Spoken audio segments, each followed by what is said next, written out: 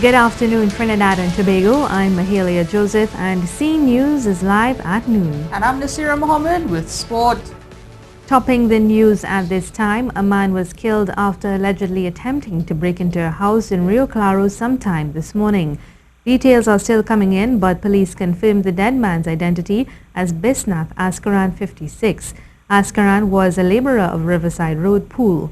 Reports are that the man attempted to break into a home early this morning when he was confronted by one of the home's occupants and struck with a piece of wood. He fell and sustained mortal injury. Investigations into the incident are ongoing. Caribbean Airlines has introduced a non-stop service to St. Vincent and the Grenadines. The introduction of service to Argyle International Airport will start on April 14, 2017. The flights will operate twice weekly every Friday and Sunday between Trinidad and Tobago and St. Vincent and the Grenadines. Caribbean Airlines is one of the first airlines to offer non-stop flights to the new airport, which also serves as an international gateway to the beautiful Grenadine Islands. Customers will also benefit from seamless connections between St. Vincent and the Grenadines and Caribbean Airlines' other international and regional destinations. Captain Jagmohan Singh, Caribbean Airlines Acting Chief Executive Officer, stated, "We are excited about this launch of our 19th destination. Caribbean Airlines is in the business of connecting people, and the St. Vincent service will develop closer links for commerce throughout the region." To some other news now, the chairman of the Tobago Chamber of Commerce, Demi-John Cruikshank, is calling for Minister of Works and Transport Rohan Sinanan to resign. The call by Mr. Cruikshank was made during a press conference in Tobago last night. The group is also calling on Prime Minister Dr. Keith Rowley to make an emergency visit to Tobago to deal with the cargo ferry situation, which the Chamber says is unacceptable. In time, the Chamber in Tobago, the division in Tobago, and the other stakeholders is calling for the resignation of the Minister of Transportation and asking the Honorable Prime Minister to come to Tobago and meet urgently with the stakeholders before the 21st, before that vessel leaves Tobago. Let the Prime Minister come, because the Prime Minister is the head of Trinidad and Tobago, and the cabinet and who represent all of us in Tobago needs to come to us and say to us that a badge is what the Prime Minister is willing to give to the people of Tobago. C News understands the barge would take some 10 to 12 hours to come to Tobago when compared to the cargo ferry that took approximately 4 hours. The fast ferries will also be utilized to transport cargo. Only one ferry is operating at this time. The other, which was expected to be back on Monday, has not yet returned to service the route. The chairman said the minister was also aware of the cargo boat issue for some time.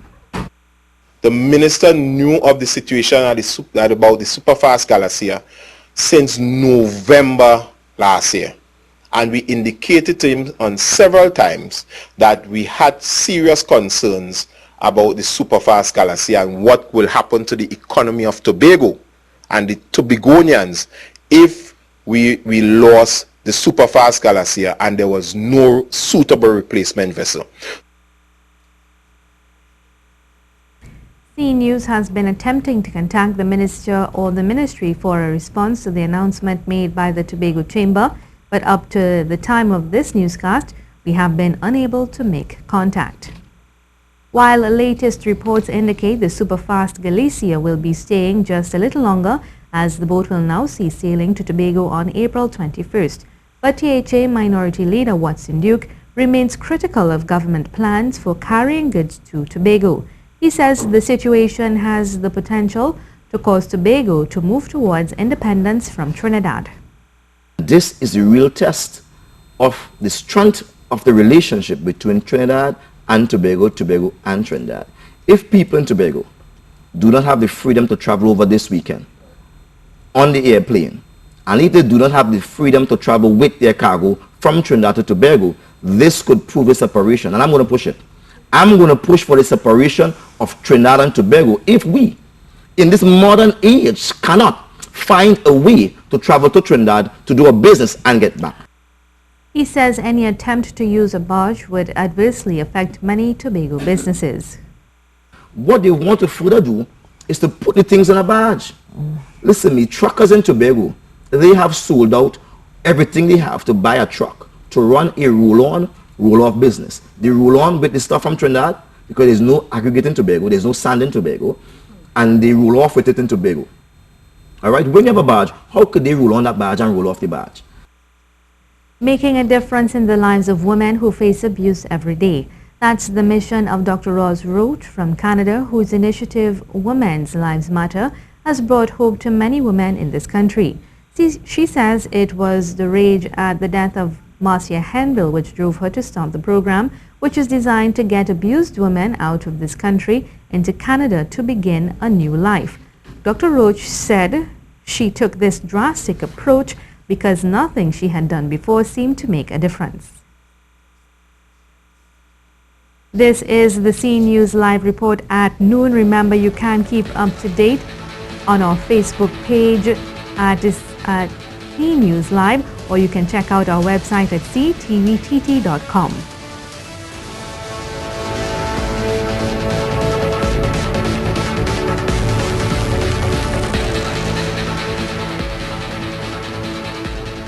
The Minister of Public Administration and Communications, Maxi Coffey, has congratulated public officers for doing their duty and ignoring calls to disrupt work on the PSA's Day of Resistance. The president of the Public Services Association, however, still claimed success. Karen Cozier-Phillip has more.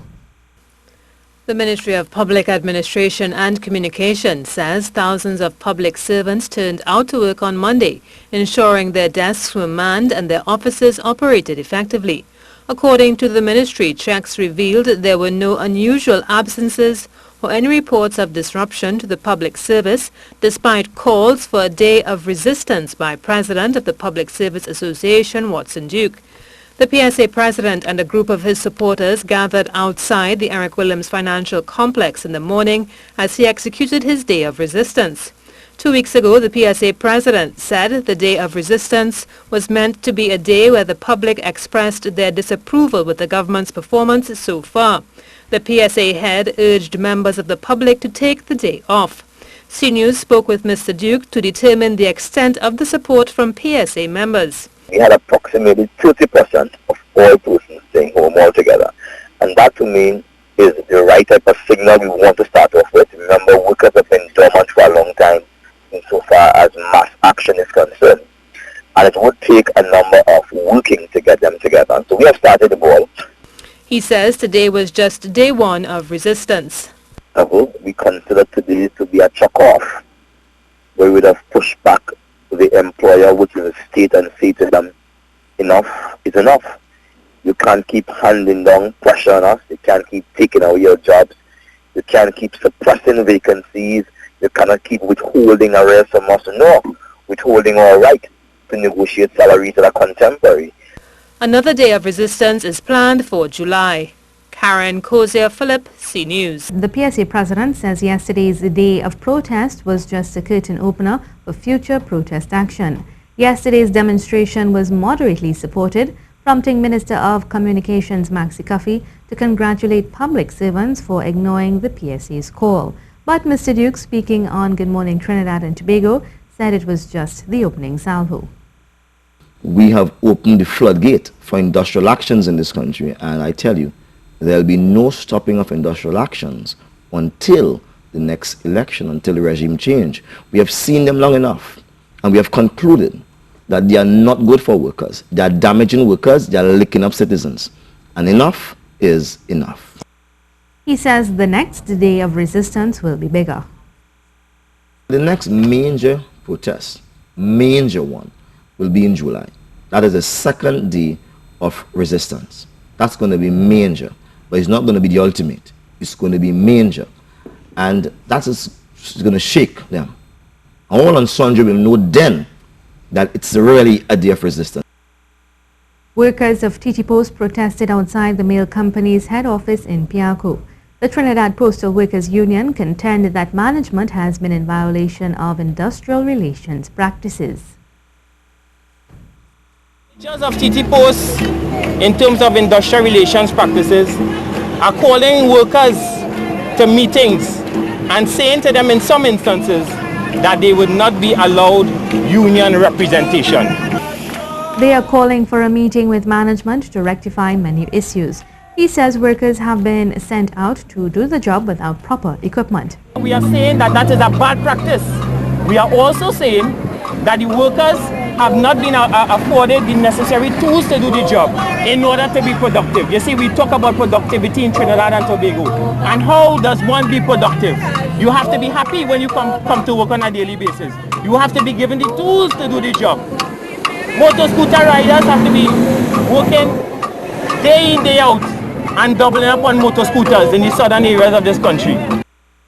Time for a look at the weather for the period today until midnight. Trinidad, Tobago and the remainder of the Lesser Antilles will be generally sunny and breezy despite the occasional cloudy patch and brisk shower. Tonight will become mostly clear and cool. Seas are expected to be normal with waves up to 2 meters in open waters and less than 1 meter in sheltered areas.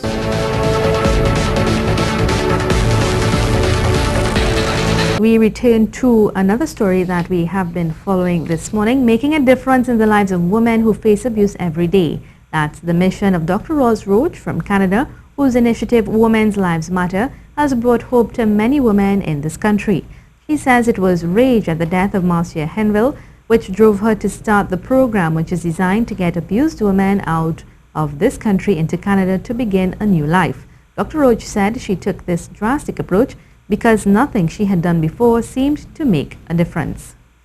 That led to the conversation about a young woman who got her throat slashed in Trinidad. It led to the conversation of the young woman who had the same kind of fate in Tobago. It led to the conversation of the young policewoman. It kept going on and on. So I just reached out to having the space, having the work being done in Canada for so long and doing a fantastic job. The International Women's Resource Network has partnered with Dr. Ross to help women migrate to Canada to increase their quality of life.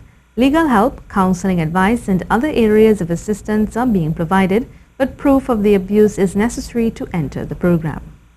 The individuals will be screened. They must have evidence of abuse. It's not just I am abused. Of course, yes. We would be looking for police reports from the courts, doctors' reports, anything that would help us do the transition. A committee is working in Trinidad and Tobago to assist with Dr. Ross's work. They encourage women to report the abuse so they can move on to a better quality of life. Dr. Ross notes that she is working with the Immigration Department and other stakeholders to save the lives of women who deserve a peaceful and violence-free life. Happening right now, President Anthony Carmona is swearing in the new board of the Port Authority of Trinidad and Tobago at the office of the President, and that ceremony was started a short while ago at 11:30 a.m. We will have more for you on the Port Authority board as information comes to hand. A second fire in as many months has occurred at the building that housed the Ministry of Social Development. This latest blaze on Independence Square happened around 3 p.m. on Monday. Soini Gray reports. Fire officers were summoned to the Ministry of Social Development between Abercrombie and St. Vincent Streets on Independence Square on Monday afternoon. CNews understands the blaze broke out at around 3 this afternoon. This is the second time for the year that the Ansa McCall building has caught on fire. On February 22nd, the third floor of the building that housed the Ministry of Social Development and Family Services burst into flames. Back then, firefighters successfully contained the fire. The cause of the first fire was determined to be of an electrical nature. In a release on Monday, the ministry said the fire has not affected members of staff nor operations at the ministry.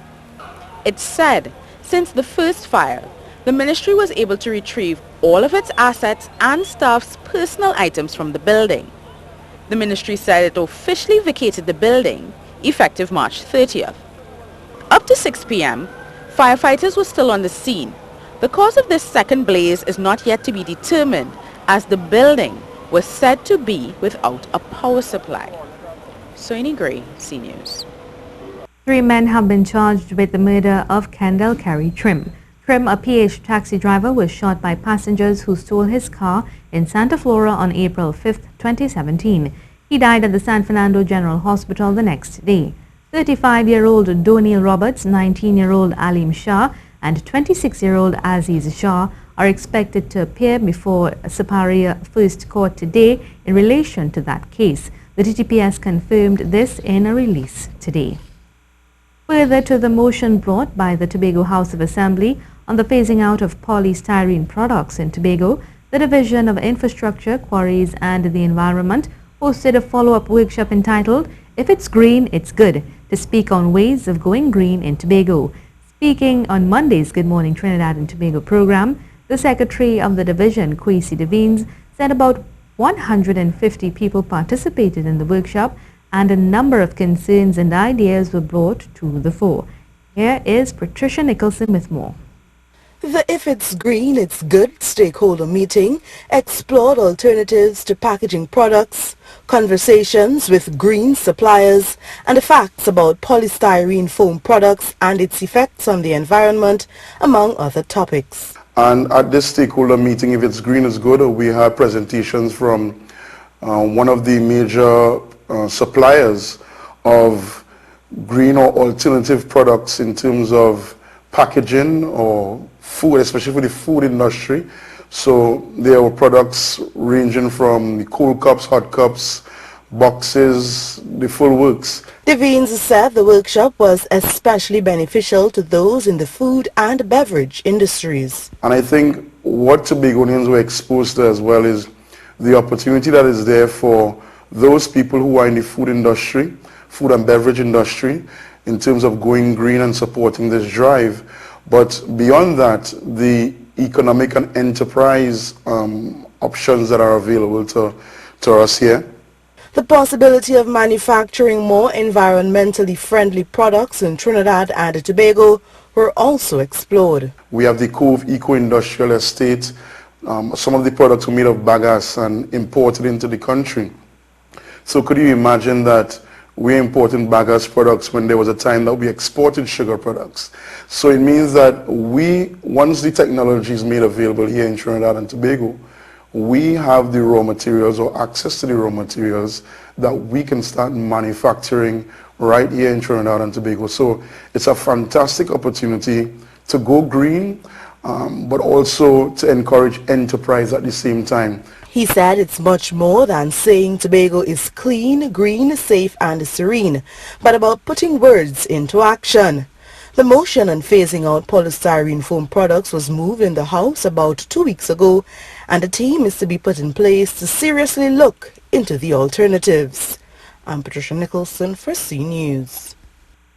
We now have Nasir Mohammed, who is going to tell us what's happening in sport, and I'm pretty sure that the West Indies are playing somewhere because you're in maroon.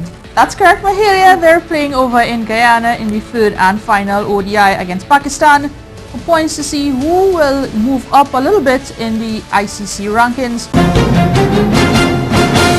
Following the Rio Caribbean Premier League player draft last month, there has been a change to the Tobago Knight Riders squad.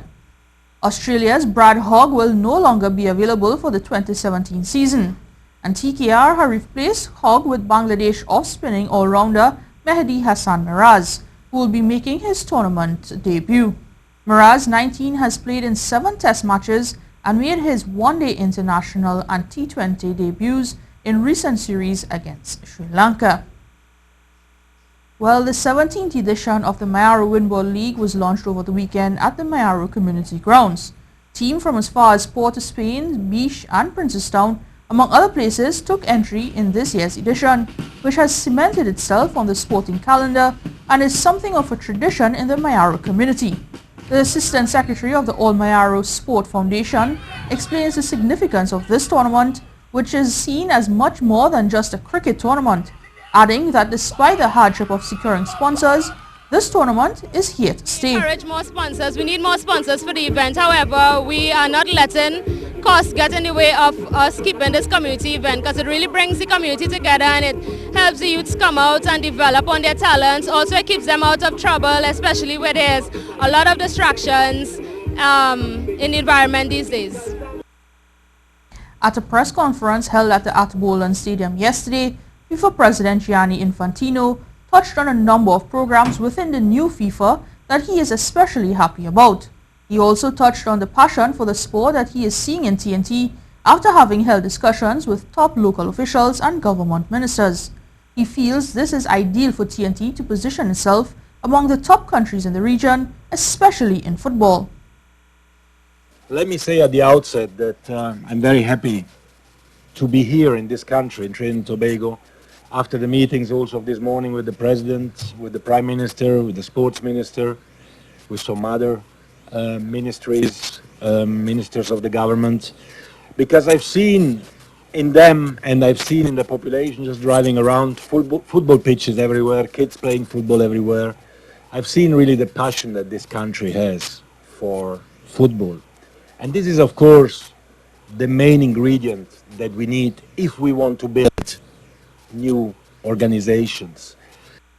The newly elected FIFA president is also passionate about women's football and says a new program is being rolled out shortly within FIFA to indicate this and to move the sport forward. He also feels that video technology will be utilized to some degree in next year's World Cup in Russia after successful trials at various levels. We proposed a 2-year test period, which we started immediately last year. We tested in several matches. In the first, as a first official competition in the last Club World Cup in Japan. And the tests have been very, very promising and very successful. We have had a first update in March this year at the IFAB meeting again. And I hope and I believe that in the World Cup next year in Russia, for the first time in a World Cup, we will have officially the video assistant refereeing being able to help the referees taking decisions. And for football fans, the UEFA Champions League is back in action today with all eyes on the clash between the champions of Italy and the champions of Spain. Juventus host Barcelona in Turin in the first leg of the quarterfinals, and the old lady of Italian football will hope that Barcelona will still be wounded from their weekend loss to Malaga. The Catalan Giants blew a chance to return to the top of the Spanish league over the weekend, but will be hoping to bounce back in Europe. In the other encounter, Germany's Borussia Dortmund will host Monaco at home. Monaco dumped Pep Guardiola's Manchester City out of the competition in the round of 16, only to earn another daunting tie with another German team. The games begin at 2:45 local time. And that was your sport for today.